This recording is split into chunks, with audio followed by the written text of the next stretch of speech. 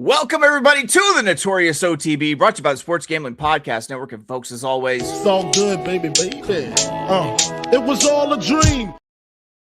We used to read Blood Horse Magazine. I got my Cuban links. Yes, on. Cuban B. And I'm your host, Chase Sessoms, the Wolf of Oaklawn. I'd rather be trapped as than lazy. Don't care what they say, I'ma do what pays me. It happens every year about this time. Weaklings act like they lost their mind. Alphas reclaim the neighborhood. Rob the sheep and all the wolves get good. Yes. Welcome to the show. Joining me, as always, you might know him as the Michelangelo of the Crying Michael Jordan. He's your favorite capper's favorite capper. Ladies and gentlemen, Barry the Sniper Spears. Hey, what is this? What is this shit here? Hold up. Hey, who been putting out their cold on my floor? Who has been putting out their cold on my floor?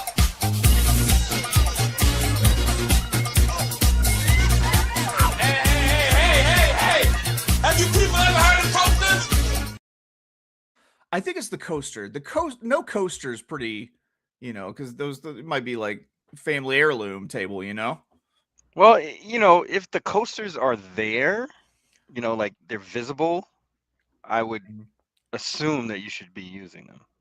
But okay, so just random, I had a random thought hit me, and that was, did you see what Desmond Bains did to that dude who was laying under the goal the other day? yeah, OG Anunoby, yeah. He smashed him with the ball. He's supposed to do that. I love it. That was so disrespectful. I love every part of what happened there, man. That was so great. I've seen that happen before where someone just kind of pitches the ball to him after they get blocked or something. But like the whole, it cost him $35,000, but I feel like that was $35,000 worth of entertainment right there. Absolutely. He's Desmond Bain is kind of a crash out anyway. That's why he had to get out of Memphis, because him and Ja Morant on the same team, nah. That's not going to work. Yeah, they're nuts. So at least he's on a team where he can be the man and do kind of whatever he wants.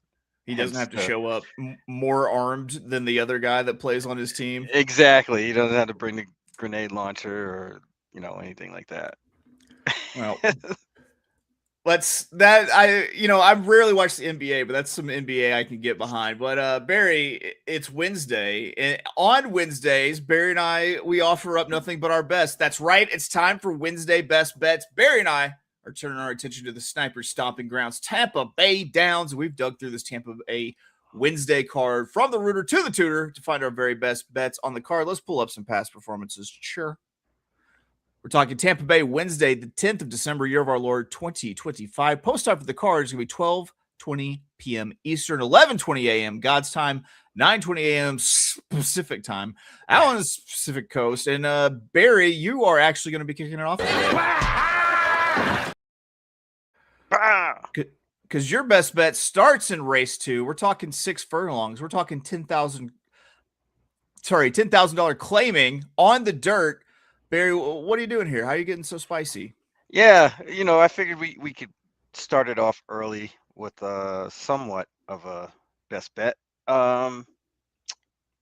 This race in particular, there seems to be a lot of speed. The one race to the finish has speed. The 4 Ship It will probably have to vie for the lead. The favorite, or the morning line favorite, 3 times. The 5 is getting blinkers on and will probably most likely be really, really forwardly placed, if not trying to go for the lead, just because of the drop in class. The 6 Novelli has only won pretty much on the lead. Divine Romance will probably close, but I digress. There's enough speed in this race to kind of make this sort of a race for stalkers and closers, but more stalkers. And I went to the number 3 Hot Dance. This horse is going to be forwardly placed, but not on the lead. Should be able to sit a great trip behind the speeds and get first run. The drop in class makes a lot of sense. This horse beat a conditioned $10,000 claimer at Penn National over the summer, actually in the spring, last spring. A lot of those races at Delaware are probably tougher than the one that they're in today.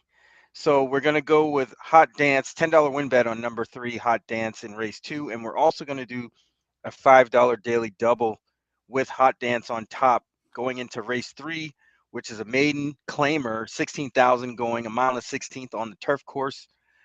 Full field here of 10 horses. I'm going to go with 2 in this race. The 5, Jersey Joyce. Those races at Monmouth are pretty good and have been pretty good and been translating to other tracks. So we're going to use that horse on the drop going long for Sammy Marin, top jock, and Patrick McBurney. Then we're also going to use the 9, I'm Hungover, with Charlie Marquez for Joel Campbell on the drop. They had a similar race back in August at Hawthorne, and they just missed as the favorite that day. Getting sort of a makeover package with the drop and the blinkers on. I think they're primed for a good effort. So we're going to use the 5 and the 9 to close out our double. There you go. There you go. Barry has a daily double for you as well as that win bet to get you through the beginning of the card. I've got something that can kind of end your day right, but real quick, got to get a word in from our good friends at First Bet.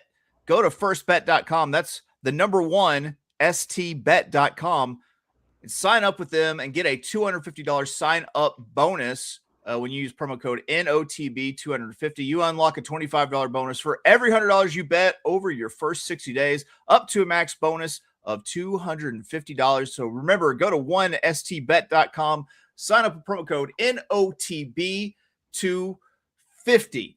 All right, Barry, I somehow managed to sit on my hands all the way till race 9, which is 7 furlongs, $16,000 optional claimer on the dirt. And I picked this race out for the pace setup that a few of the horses in this race should be getting from the abundant early speed that should make this race melt down. I had the 1 King Gerald, the 5 Warring Thunder, the 7 Take the Gold, the 8 Gianluca Be Lucky, and the 9 Santos to Wilson, all kind of pushing for the lead or being extremely up close to the lead, and a handful of horses that should be able to sit off of this pretty honest pace. I think have a chance to close to win it late or close in late to win it. And I'm just gonna be playing a $20 win bet. Usually I try to get cute with these with exactas and everything. Nah, I'm going no muss, no fuss. I'm playing a $20 win bet on LaFrost at 9-2, and somewhere out there, my good friend Caleb Knight is cringing because I'm breaking a little bit of a handicapping commandment by betting a horse fresh off of a debut win that's facing winners for the first time.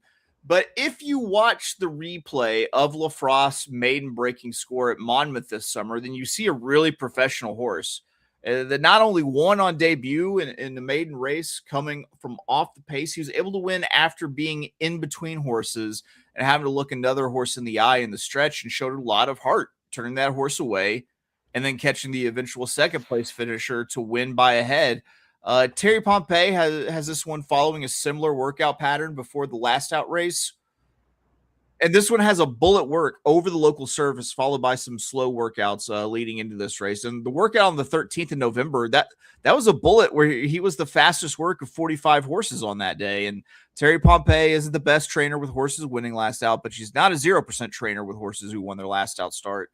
And I think this one has got a lot of heart. It's in shape, and the trainer does well enough winning after the last out win. So the pace setup fits it too. So that's my play. I'm going to go with a $20 win bet on LaFrost. Barry, did you get to look at race 9? Did you have any thoughts? Yes, and to your defense of LaFrost, there really isn't many spots to go to other than this one, honestly, for a horse that just broke the maiden. So they sort of fit here pretty good because of the fact that these horses in this race aren't so much great winners. He fits here pretty good. Like Santos to Wilson has 6 wins and the outside horse has 9, but everybody else is pretty much sort of in the same sort of territory. Yep, I agree. I think that hopefully this one can string together 2 wins because it would be nice. Do it. It would be nice to hit this. Yes. Barry, how do you feel about wrapping up picks? I think we gotta. Is mandatory. Barry, go ahead. We're going with race 2, $10 on number 3 Hot Dance, and a $5 daily double with Hot Dance going into race 3 with number 5 Jersey Joyce and number 9. I forget the name, but I'll have it in a second. I'm hungover. That's Yeah. Fair, that fair sounds enough. like I am, but I'm not. Yeah. Yeah. Disclaimer, he's not actually hungover. All right. Well, here we go. My best bet comes out of race 9, the finale.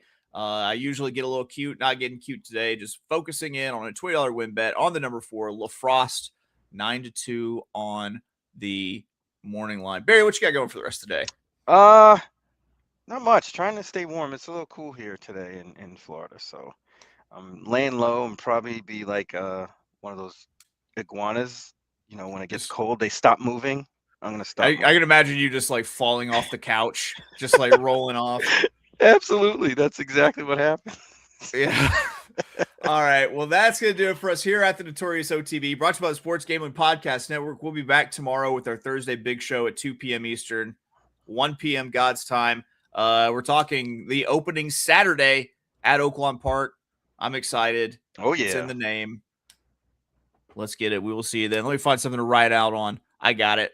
We'll see you tomorrow. We love you. Bye-bye. Yeah, one more for the Insta sluts.